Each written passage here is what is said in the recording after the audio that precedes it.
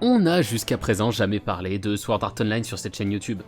Pourtant, on a longtemps hésité à sortir une série de vidéos où on expliquerait en détail notre avis dessus, saison par saison.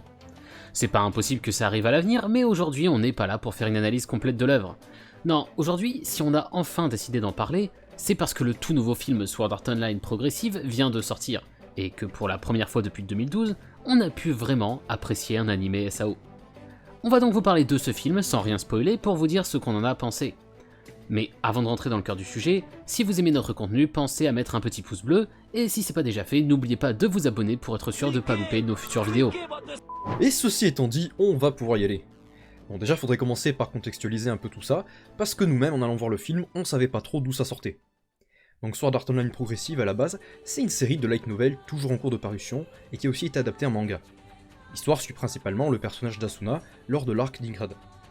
Le but de l'auteur était de retracer un à un la conquête des 75 paliers de l'Ingrad, en développant chacun de ses étages. Le film dont on va parler aujourd'hui, SAO Progressive Aria of a Starless Night, adapte la moitié du premier tome de ce light novel, et va jusqu'à rajouter un personnage original qui n'existait pas à la base.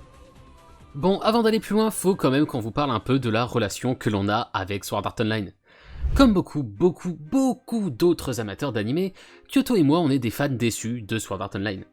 L'anime a su nous faire rêver avec son premier arc comme aucun autre n'avait su le faire auparavant. On était jeunes et voir cet anime qui nous faisait rêver que nos compétences de gamer puissent un jour nous permettre d'être un BG ténébreux qui pécho toutes les e-girls aux alentours, dans un monde magnifique où le talent et le travail paieraient plus que de simplement naître dans la bonne famille, forcément on ne pouvait pas ne pas aimer Sword Art Online. Mais malheureusement, l'arc du jeu Sword Art Online n'a duré que 14 épisodes, et les arcs suivants n'ont fait que descendre de plus en plus dans les abysses de la nullité. La descente aux enfers de Kirito est un plutôt bon indicateur de cette chute selon moi. Dans la saison 1, on avait un personnage qui surmontait ses traumatismes pour devenir une légende de son monde et en sauver ses habitants. Mais on est ensuite passé à un Kirito transsexuel dans la saison 2, puisque l'auteur a décidé de lui mettre un avatar féminin, puis à un Kirito homosexuel dans la saison 3, pour finir avec un Kirito handicapé mental et physique dans la saison 3 partie 2. Je sais pas trop ce que l'auteur veut faire, mais on dirait qu'il essaie de remplir toutes les cases progressistes, on se croirait carrément dans une série Netflix. Je vous préviens à l'avance d'ailleurs, sur sa prochaine saison, on aura soit Kirito obèse, soit Kirito esclave dans un champ de coton, je vois que ça de possible. Bon, pas besoin de développer plus, je pense que vous avez compris ce qu'on pensait globalement de la suite de SAO. Du coup, pour recentrer sur ce film, puisqu'on est là pour parler de ça à la base, du coup à l'origine on n'avait aucune attente. Depuis des années, chaque nouvel animé ou film de SAO était décevant, et on est allé voir celui-là en se disant qu'au moins on passerait un bon moment à s'en moquer. Autant vous dire qu'on était très positivement choqués, puisqu'on a vraiment apprécié le film. Comme on l'a dit rapidement tout à l'heure, le but de Progressive, c'est de refaire l'Arc Ingrad en détaillant bien chaque palier, et en fait c'est exactement ce qui aurait dû être l'œuvre à la base.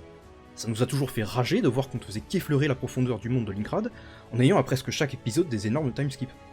Petit rappel pour ceux qui auraient oublié, à l'épisode 5 de SAO, donc après environ 1h30 de contenu, on était à l'étage 59. Dans ce film, après 1h30, on est tout juste à la fin du boss de l'étage 1, et c'est absolument génial. Non seulement on peut en apprendre plus sur l'étage en lui-même, les monstres qui y vivent, etc., mais on peut aussi voir avec bien plus de détails les réactions des joueurs qui se retrouvent bloqués dans ce monde et les drames quotidiens qui s'y déroulent. On retrouve aussi bien évidemment les sensations du début, qui ont fait que la première saison fonctionnait, notamment la peur de la mort évidemment. Le film nous montre bien que le jeu ne fait pas de cadeaux, et même en suivant des personnages expérimentés, on sent toujours que la moindre erreur, la moindre inattention peut aussi causer le drame. Le fait qu'on ait en plus un nouveau personnage original est aussi une très bonne idée, puisque contrairement à Kirito et Asuna dont on sait pertinemment qu'ils survivront, on n'est jamais sûr de ce qu'il arrivera à ce nouveau personnage, et ça crée donc de la tension. On veut pas spoiler, donc on va pas aller dans les détails, mais ce personnage, c'est Misumi, aussi connue sous le pseudo de Mito. C'est une amie d'Asuna, et ce sera elle qui lui apprendra les bases du jeu. Le personnage était assez intéressant, au final assez proche de Kirito sur son côté pro-game master qui a du mal à voir que les autres sont pas forcément au niveau. Sauf que dans son cas, la présence d'Asuna la forcera à s'adapter aux joueurs moins expérimentés, contrairement à Kirito qui avait cette occasion avec Klein au début du jeu, mais avait préféré le jeu solo plutôt que de tenter de s'intégrer à son groupe. En dehors de ce nouveau personnage, le film se concentre cependant surtout sur Asuna. Elle était l'un des personnages principaux d'SAO, donc elle était bien sûr déjà un peu développée dans les précédentes saisons. Mais ça fait quand même plaisir de revivre le début d'SAO de son point de vue de non-gameuse. On voit ainsi comment elle s'est retrouvée dans le jeu, ses réactions les premiers jours, les difficultés qu'elle a eu à s'adapter, et même sa rencontre avec Kirito, qui est différente de ce qu'on croyait dans l'œuvre originale. Bon, on en dit beaucoup de bien, mais ça reste du SAO, donc on trouve évidemment quelques défauts inhérents à la série, comme les punitions vraiment abusives, genre la mort gratuite juste pour avoir ouvert un coffre au trésor piégé, ou bien certaines décisions un peu étranges de nos personnages. Mais franchement, par rapport à ce qu'on a d'habitude, c'est tellement minime qu'on va pas s'attarder dessus. Maintenant, ce qu'il faut savoir, c'est que à la fin du film, on a un gros changement par rapport à l'œuvre originale, qui nous laisse espérer une suite différente qui changerait complètement les événements à venir. Il a aussi été annoncé que ce film n'est que le premier, et qu'une suite est prévue en 2022, qu'on aura donc chez nous en 2023. Elle adaptera par contre le tome 4 du light novel progressive, ce qui veut dire qu'on va skip plus de 2 tomes. C'est dommage parce que le concept de progressive à la base, c'est de prendre plus de temps pour nous montrer ce qui se passe. Donc venir skipper ça sur l'adaptation, bah c'est un peu perdre l'essence du truc quoi. Enfin bon, on verra bien ce que ça donnera à ce moment-là. Pour l'instant, ce qu'on retient de ce film, c'est que enfin, après 10 ans de déception, on a finalement pu retrouver du SAO de qualité.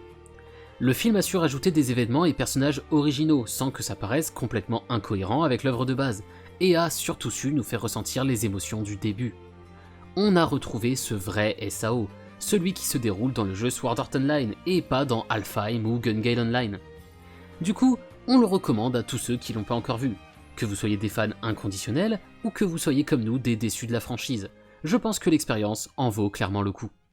Et sur ces mots, c'en est fini de cette vidéo. On reparlera sûrement de SAO à la sortie du deuxième film progressif, donc pensez à bien vous abonner pour ne pas manquer ça. Et ceci étant dit, on vous remercie d'avoir regardé la vidéo jusqu'au bout, et on vous dit à très bientôt pour la prochaine vidéo.